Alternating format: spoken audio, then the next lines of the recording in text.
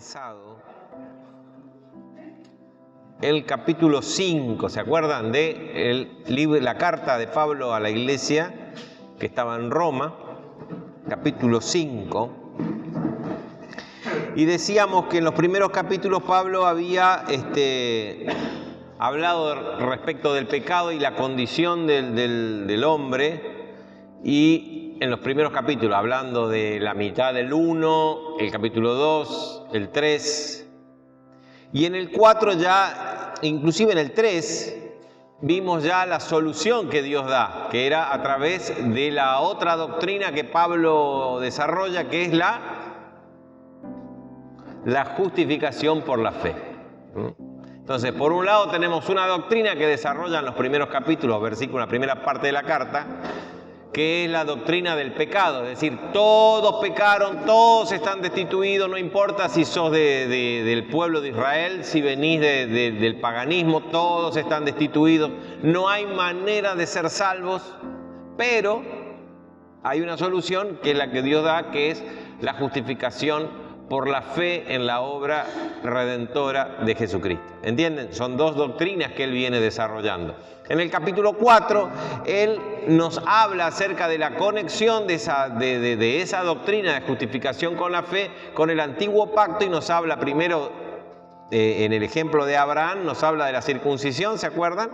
Y después también nos habla de Moisés y la ley, la implicancia que tenía la circuncisión y la ley, y nos argumenta de que la justicia de Dios vino antes de la circuncisión y mucho tiempo antes de la ley, ¿no? Porque dice que Abraham fue justificado por la fe. Y ahí es donde él argumenta que la salvación, la gracia, todo lo que Dios tiene para nosotros no es por pertenecer a una raza o a una nación, no es por hacer cosas o cumplir una determinada ley, sino que es por la fe sola en la obra de Cristo. Eso es lo que viene Pablo argumentando hasta el capítulo 5. En el capítulo 5 vimos, ¿qué cosa? El resultado de esa justificación. ¿Qué provoca en nosotros esa justificación? Que es lo que comenzamos a ver la clase anterior. Dijimos, primero, ya estamos comenzando el capítulo 5, nos da paz para con Dios. Y esa paz, hablábamos que no es una situación de estar en una playa tomando un tereré, sino que la paz es, el significado de la paz es la reconciliación con Dios. Nos da paz porque antes estábamos en condenación, estábamos apartados, Dios estaba airado con nosotros, Dios nos miraba y nos condenaba, no porque Él lo quisiera hacer, sino porque su santidad y su justicia nos condenaba, porque éramos del todo nacidos en pecado. ¿Bien? Entonces, ahora la justificación, ese certificado que Dios nos da y nos declara justos, nos da paz para con Dios. Ahora, Él se arrima a nosotros siempre a través de su Hijo Jesucristo, y nosotros por medio de Cristo podemos arrimarnos y volver a ser reconectados con la fuente de la vida, ¿cierto?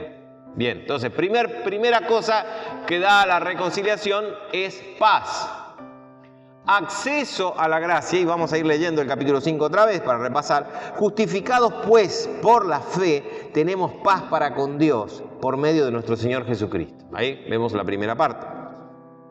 Por quien también tenemos entrada por la fe a esa gracia en la cual estamos firmes y nos gloriamos, nos alegramos en la esperanza de la gloria de Dios.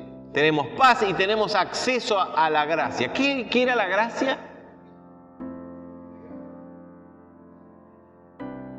Decíamos que la gracia era benevolencia, Es Dios que se hace propicio a nosotros, ¿no? Es benevolente, se vuelca con la intención de hacernos el bien. Ese es el concepto de gracia, ¿no? Después tenemos la gratuidad de la salvación. La salvación es por gracia y es gratuita. Vuelvo a remarcar porque son dos conceptos distintos. Gratuita, ¿por qué? Porque no hay nada que yo pueda pagar o hacer o dar a Dios para comprar su salvación, su justificación. No, es gratuita y es por gracia. Es decir, implica que su corazón se vuelca a nosotros, implica que Él nos mira con amor y con benevolencia y es propicio a nosotros. ¿Vieron todos esos conceptos que vimos? Propiciación, redención, ¿se acuerdan? Salvación. Si por ahí repasen esos conceptos porque son básicos y es importante tenerlos todo el tiempo, porque cuando uno lee las cartas y el argumento de Pablo, que a veces se pone un poco denso, todos estos conceptos los tenemos que constantemente repasar. Yo constantemente repaso, entonces digo, acceso a la gracia. Ah, listo, nosotros decimos, sí, acceso a la gracia. ¿Qué rayo es la gracia? Y quedamos. Tenemos que hacer el repaso. Entonces, yo lo hago todo el tiempo. Yo hago todo el tiempo. ¿Qué era? ¿Cuál era el concepto? ¿Qué significaba? Lo busco otra vez y lo busco otra vez. Entonces, voy entendiendo bien el hilo de la argumentación, que es toda la carta. Bien. Como tercer punto, dice acá, y no solo esto, sino que también nos gloriamos, ¿no? Nos gloriamos en las tribulaciones, sabiendo que la tribulación produce perseverancia. Entonces pusimos como tercer resultado de la justificación, es que las tribulaciones y los problemas de la vida y lo que nos toca vivir se transforman en un proceso positivo. Para el que no tiene la gracia, para el que está pecado, todos los problemas y todas las tribulaciones lo hunden, ¿no? Y cuando estamos fuera de Dios nos pasa lo mismo, nos hunden. En cambio, cuando uno está en paz con Dios, porque está viviendo más o menos una vida en santidad o la está peleando, tiene acceso al trono de la gracia para lograr gracia para el oportuno socorro. Vieron que lo dice Hebreo, ¿no? Entrar confiadamente al trono de la gracia para encontrar gracia para el oportuno socorro. Cuando estamos en esa situación, las tribulaciones las pasamos como cualquier hijo de vecino. Pero en vez de hundirnos, esas tribulaciones nos hacen trastabillar, es una zaranda, a veces nos hace perder el foco, nos hace sufrir, pero en el fondo se transforman en un proceso positivo. Por eso yo me puedo gloriar en las tribulaciones, porque sé que el resultado final, aunque hoy no lo veo, aunque esté en valle de sombra y de muerte, el resultado final es para mi beneficio, es para mi santificación. ¿Bien? Entonces, tercero. Dice que esa tribulación produce perseverancia, y la perseverancia prueba, en el sentido de que nos solidifica, nos deja probados, y la prueba nos produce esperanza. Y esa esperanza no avergüenza, es decir, no nos deja a pie, no nos deja la esperanza. Fíjense que la justificación, y este tema de la esperanza es lindo remarcarlo un poquito, porque la justificación que nosotros recibimos es promesa de vida eterna, y la vida eterna en Dios y en su promesa, que se cumple sí o sí, ya está hecha. Pero es como una semilla que tiene que ir creciendo y desarrollándose. Por eso habla de esperanza, porque tenemos la esperanza constantemente de que el que comenzó la buena obra en nosotros la va a terminar, ¿no? Mientras nosotros caminemos en estos pasos, sabemos que tenemos esa esperanza de que hoy no me veo terminado, ¿eh? Yo me miro, me observo o a veces reacciono y veo el efecto del pecado, el efecto de mi naturaleza humana caída, pero tengo la esperanza de sus promesas, de que Él está trabajando. Yo no veo lo que Él hace en mí. ¿Ustedes pueden ver lo que Dios hace en ustedes? No. Pero tengo la esperanza en mí porque, yo sé que Dios lo está haciendo. Vamos a seguir. Y caí, me voy a levantar. Y pequé y tengo la gracia y el perdón para volver a ser restaurado. Y me voy a poner de pie y erré por no saber. Me voy a poner a investigar y voy a ver de qué se trata para no volver a errar. ¿Me explico? Tengo esa esperanza. Por eso dice, esta esperanza, ténganla tranquilo, porque no nos va a dejar a pie. No es que voy a estar esperando algo que no sé si se va a cumplir, ¿cierto? Como nos pasa ahora, tenemos nuevo presidente y estamos ahí no nos queda otra cosa que tener esperanza. O si no, hay que tirarse de arriba de algún techo. No nos queda otra cosa que tener esperanza. Pero ¿quién nos asegura de otra vez nos pase como nos ha pasado desde que yo tengo uso de razón con todo? Porque el que confía en el ser humano, así le va, ¿no? Sea lo que sea ese ser humano, así le va. En cambio acá estas, dice Pablo, tengan seguridad, porque esta esperanza, confíen no nos va a dejar a pie, porque la palabra de Dios es fiel y Él va a terminar lo que empezó. Así que este proceso de la esperanza, a través de las tribulaciones, con el acceso que tenemos a la gracia para obtener el oportuno socorro, esto que constantemente nos lleva a estar reconciliados con Dios, eso va produciendo en nosotros perseverancia, ¿no? Bien, entonces dice, la esperanza no avergüenza porque el amor de Dios ha sido derramado en nuestros corazones por el Espíritu Santo que nos fue dado. Bien, entonces, esta esperanza, ¿por qué no avergüenza? Porque está basada en el amor de Dios hacia nosotros. No está basada en un reglamento religioso. Esta esperanza y las promesas de Dios que nos hacen tener esta esperanza se fundan en que Dios quiere lo mejor para nosotros porque nos ama.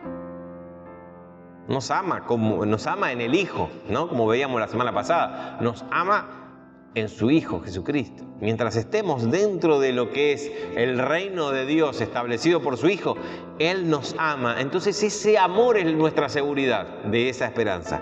Ese amor. ¿Y quién nos derrama? Fíjense, la palabra acá derramar, dice... ha sido derramado, el amor de Dios ha sido derramado, así implica abundancia, no es que nos tiró un chorrito o nos pintó con un pincelito, ha sido derramado como un balde en nuestros corazones por el Espíritu Santo. Pero este Espíritu Santo, ¿dónde está? ¿Volando en alguna galaxia? No.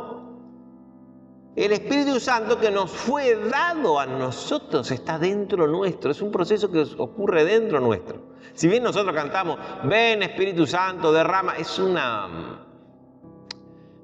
licencia poética en muchas canciones.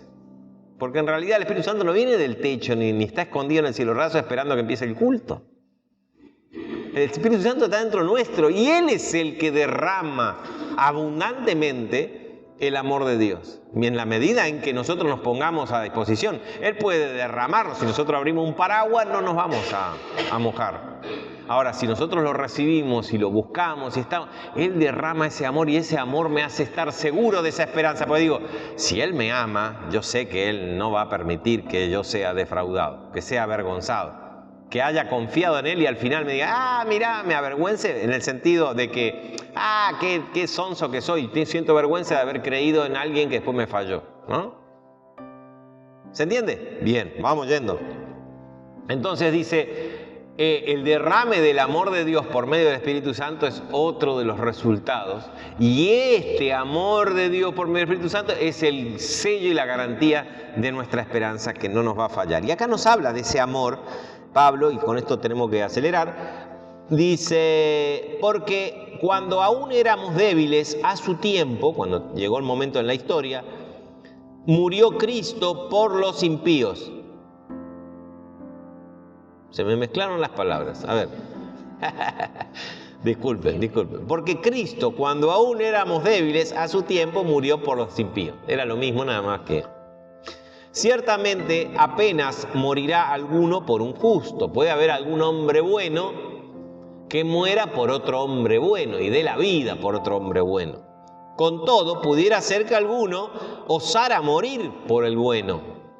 Pero esto es tremendo porque sin embargo, Dios muestra su amor para con nosotros, que siendo aún pecadores, o sea, no hombres ni mujeres buenas, todos pecadores, Cristo igual murió por nosotros. No esperó a que seamos buenos. Bueno, entonces ahora muero por vos porque la verdad que te portaste bien, te lo mereces. No, siendo aún pecadores, Cristo murió por nosotros.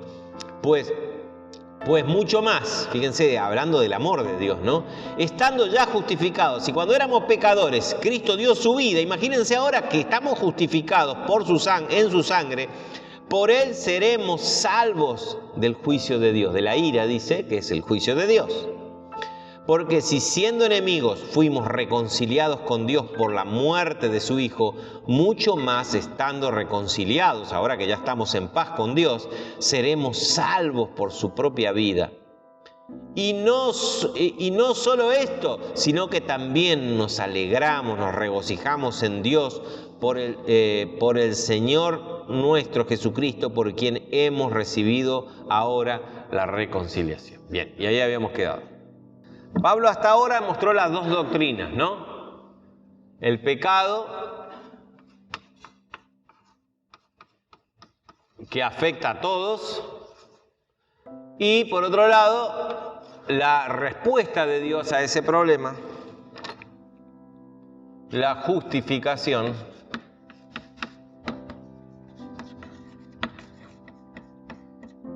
por la fe. Bien, dos doctrinas. Bien. Nos habló de las consecuencias del pecado y nos habló del resultado y las consecuencias de la justificación por la fe. ¿Qué aprendimos acerca del pecado y el resultado del pecado? Que estamos todos fuera y que no vamos el día del juicio estamos todos condenados, ¿no? Todos estamos condenados, simplemente. No hay solución. Resultado de la justificación por la fe, lo acabamos de ver. Bien. Ahora Pablo lo que pasa a argumentar y nos trata de describir de alguna manera es el origen y la esencia, origen y esencia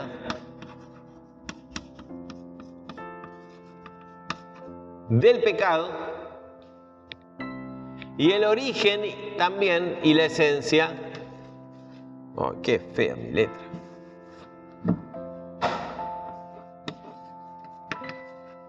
Origen y esencia. Origen y esencia. ¿Por qué pongo origen? Porque Pablo nos va a decir de dónde viene el pecado. Es la pregunta filosófica de la humanidad. ¿De dónde viene el mal? ¿Cómo nació el mal? Y la esencia del pecado. ¿Qué es? Esencia es ¿cuál es su sustancia?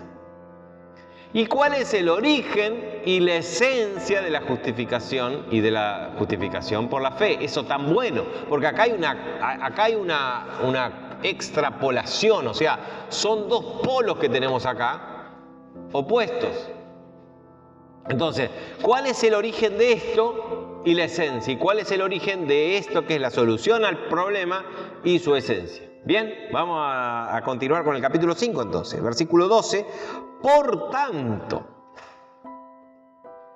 como siempre suelo decir, cuando encontramos un pues, por lo tanto, por tanto, entonces, nos está haciendo referencia a lo que venimos diciendo antes, ¿cierto? Por eso es una continuidad del mismo argumento de Pablo. Por tanto, como el pecado entró en el mundo, primera cosa importante, el pecado entró. Quiere decir que antes estaba afuera. Bien. ¿Qué es el pecado? Enemistado con Dios. Por eso hablamos de la paz.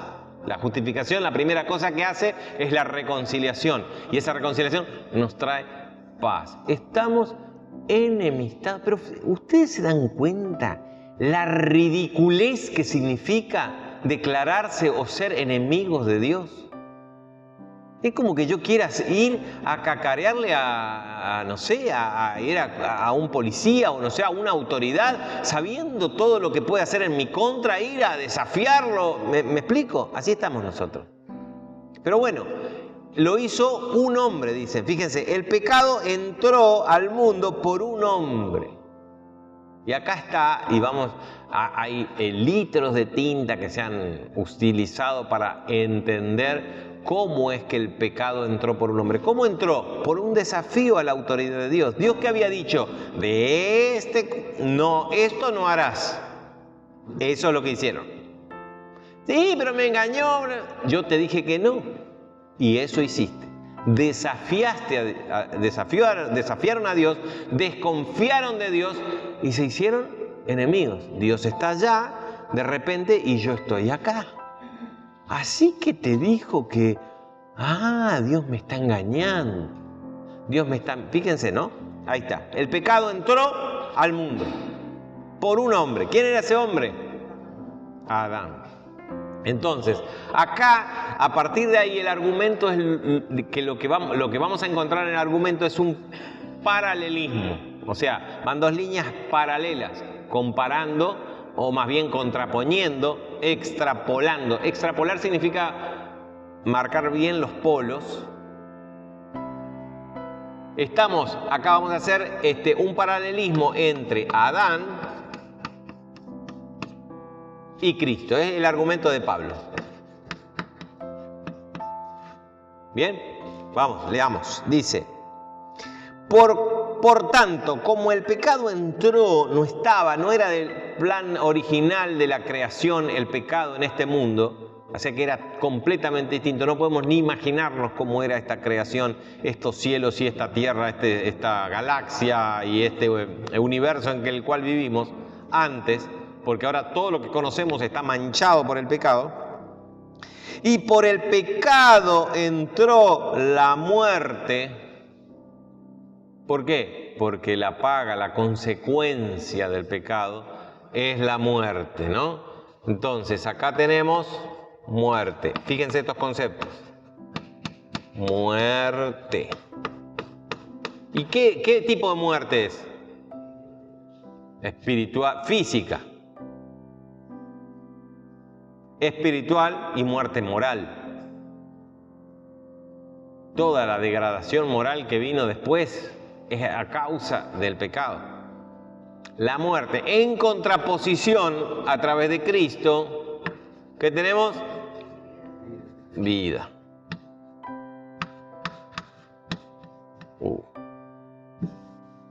Tenemos ríos de vida. Ahí está. ¿Vieron?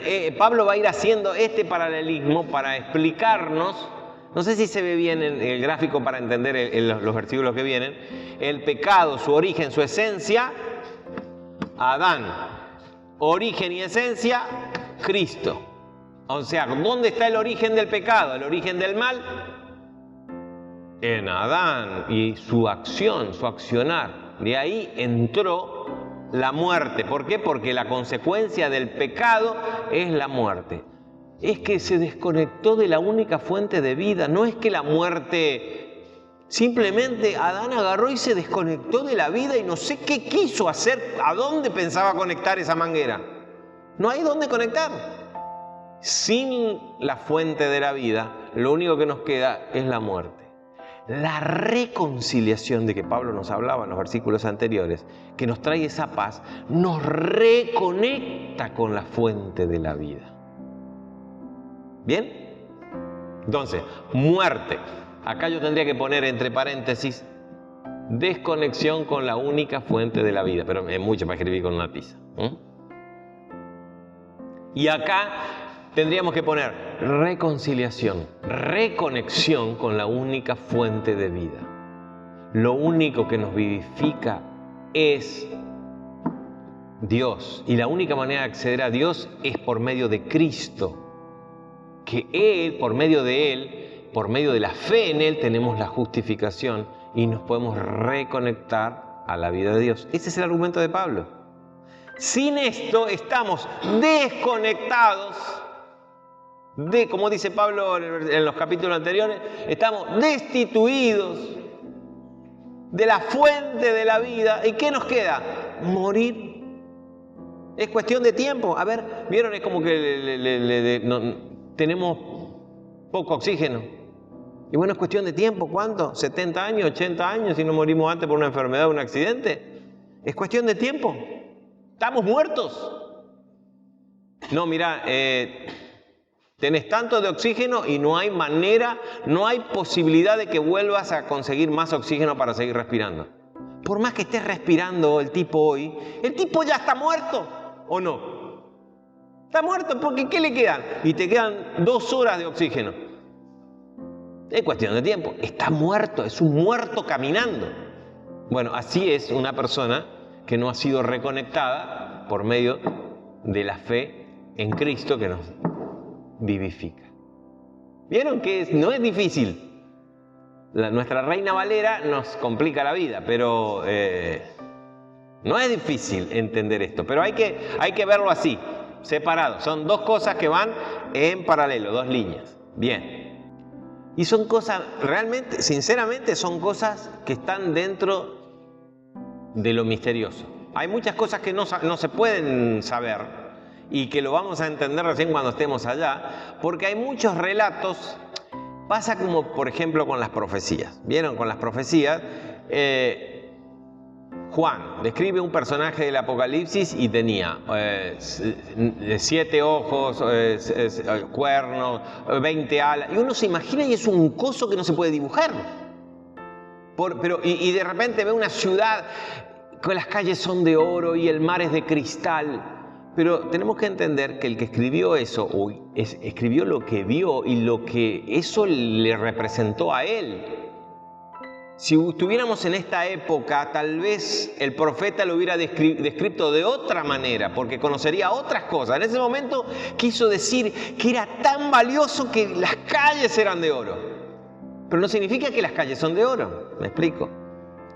Quiso decir que era maravilloso y lo que estaba describiendo del personaje era glorioso, poderoso. Entonces en ese momento los cuernos, símbolo de poder, el fuego, una espada que le salía por la boca. Imagínense, un personaje, un ser que le sale una espada por la boca. ¿Cómo puede ser? Se va a atragantar. No hay manera, porque es la expresión del escritor, ¿cierto? Entonces hay muchas cosas que están en la Biblia que son muy cortitas, no tienen referencias con otros textos, que podamos darle luz o darle claridad, y que tenemos que interpretarlo como está, punto. Y hay muchas cosas que entendemos, que no entendemos hoy y que de alguna manera quedan ahí, punto. Sabemos que lo que está en la Biblia revelado es lo que necesitamos. Pero la Biblia no es un libro de ciencia, por ejemplo, para saber al detalle cómo fue creado el universo. Tenemos los detalles, lo único que quiere decirnos Génesis 1 y Génesis 2 es que Dios fue el creador. Y que lo hizo, algunos dicen en millones de años y otros dicen que lo hizo en 7 días de 24 horas. Aunque todavía no existía el sol ni la luna, pero ya los días tenían 24 horas. O sea, no nos metamos en muchas confusiones, muchos detalles, más con los textos del Antiguo Testamento, que son antiguos, que están en un lenguaje. Y otra cosa, la manera de escribir del hebreo, del escritor hebreo, básicamente el Antiguo Testamento, que tiene una manera muy especial, que nosotros no la vamos a poder aprender porque se estudia, pero se estudia cuando se habla, se estudia estilos de repetición, el significado de que se repite la misma cosa de distintas maneras. Es una manera también de expresión de la poesía hebrea, por ejemplo, ¿no? Entonces vamos a encontrar en los salmos muchas cosas que uno al final se termina acostumbrando, pero nosotros como occidentales nos cuesta entender y para un judío es normal y es natural. ¿Me explico? Entonces, eso es para verlo, se puede analizar, habría que ir al texto y estudiar el texto, pero la obra de redención y de justificación, es decir, en ese momento cuando dice, vieron que acá dice, bueno, lo que dice no alcanzo a leer, pero dice cuando llegó el tiempo, ese tiempo que fue en nuestro almanaque en el año 1 cuando Él vino y después suponemos en el año 33 o no sé cuánto, que Cristo murió, esa obra de la cruz irradió hacia adelante y también irradió en salvación hacia atrás. Y ahí sí tenemos un gran misterio. ¿Cómo fueron salvos todos los que vivieron antes de Cristo? Algunos dicen que Jesús bajó a los infiernos y les predicó, pero estaban en el infierno, ¿no? David, ¿cómo se salvó? Dice que Abraham fue justificado por su fe. Toda la vida de los que estuvieron antes fue en esperanza de lo que iba a venir, nos dice Hebreos 11 cuando nos habla de los héroes de la fe. ¿Vieron? Vieron que cuando habla hacia adelante habla de los héroes en la fe y él dice, no lo alcanzaron a ver, simplemente, como dice Hebreos, como saludándolo y viéndolo, como viéndolo de lejos, pero allá está, en esa esperanza fueron justificados. ¿Pero en la esperanza de qué? Del Mesías, siempre en la obra de Cristo en la cruz. Fue justificado, se le dice, y Abraham creyó y le fue contado por justicia. Tuvo a cuenta de la esperanza y de su fe en lo que vendría. O sea, siempre Cristo el centro en el momento de la historia. Pero ¿vieron cómo hay misterios en las Escrituras que a mí no me molestan? Antes sí, yo cuando era más hincha en teología y apologética y todas esas cosas, me molestaban y buscaba.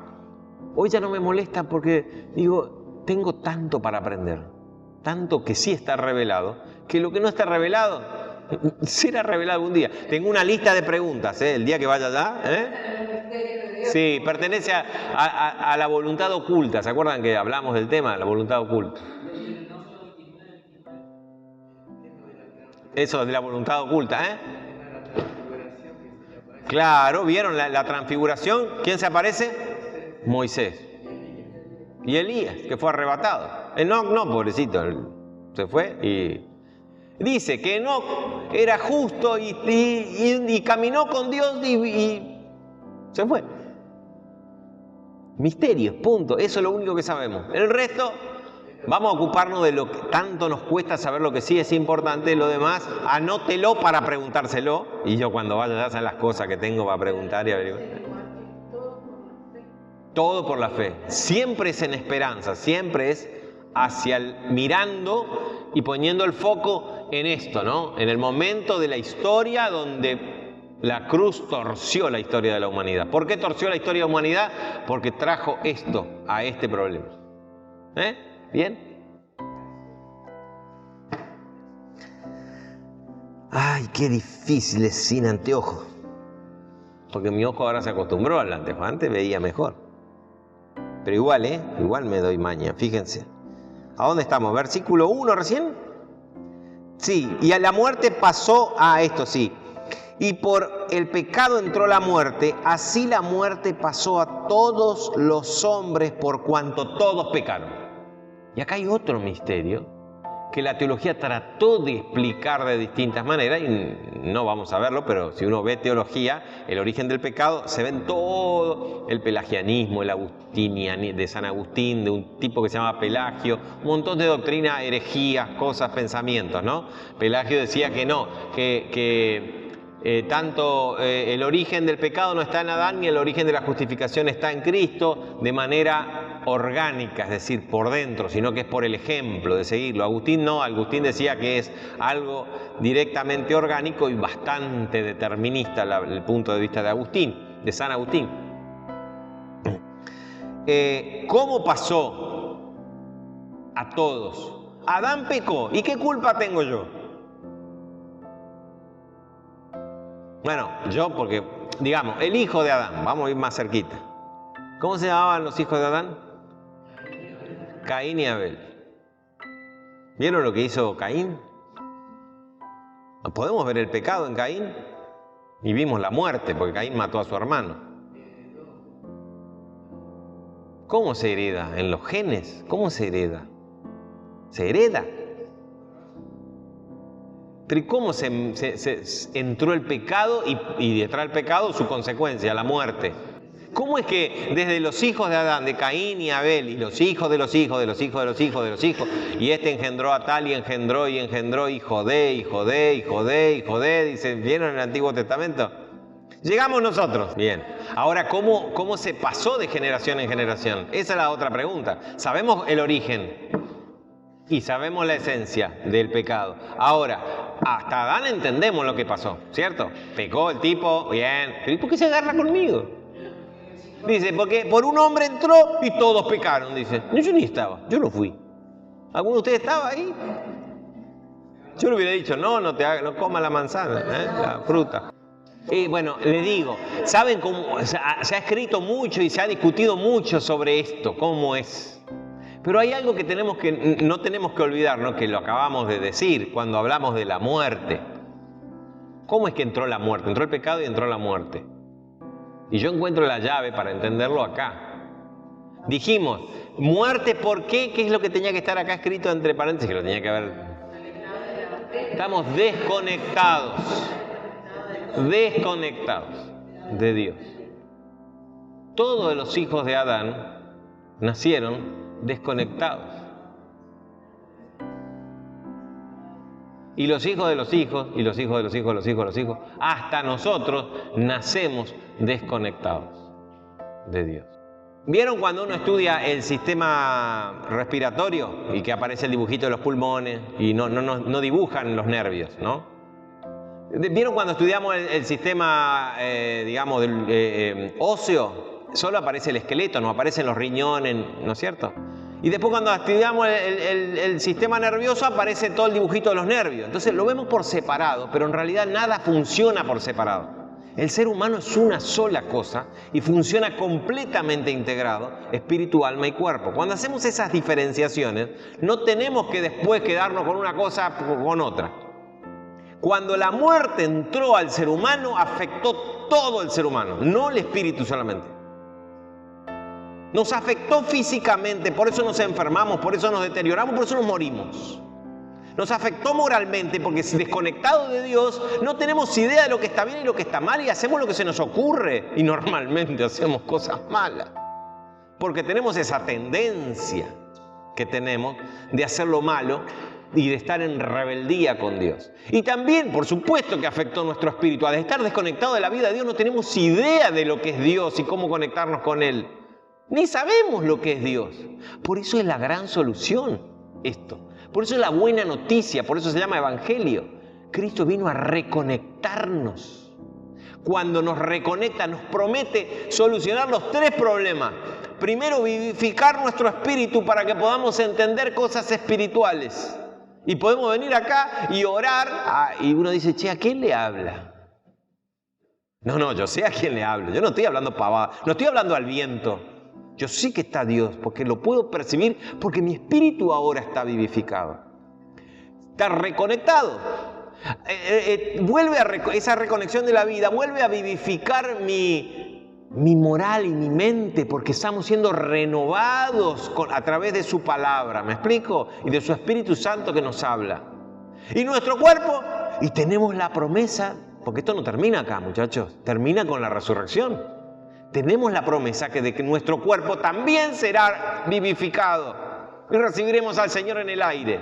Los que se hayan muerto y se hayan podrido tendrán un cuerpo nuevo y nosotros que estemos vivos, si es que estamos vivos todavía cuando Él viene, seremos transformados. Este cuerpo de muerte en un cuerpo vivo para siempre. Esa es la promesa de Dios. ¿Y cómo se produce? Y viene la reconexión, lo que la Biblia llama la reconciliación con Dios. Entonces, volviendo a tu punto, no es que se murió el cuerpo, pero se murió el espíritu, pero y ahora no, estábamos muertos todos, chau, no. Es como el tipo que le quedan 2 horas. Nace un bebé y a ver cuánto le queda al bebé. Y ojalá en el camino, en ese tiempo que tiene de oxígeno, conozca al Señor. Y nosotros, eso es nuestro trabajo. Por eso la urgencia de nuestro trabajo, de anunciarle, che, pará, se te acaba el oxígeno. O se te puede acabar mañana, no sabes. Y lo importante es estar reconectados para volver al plan original.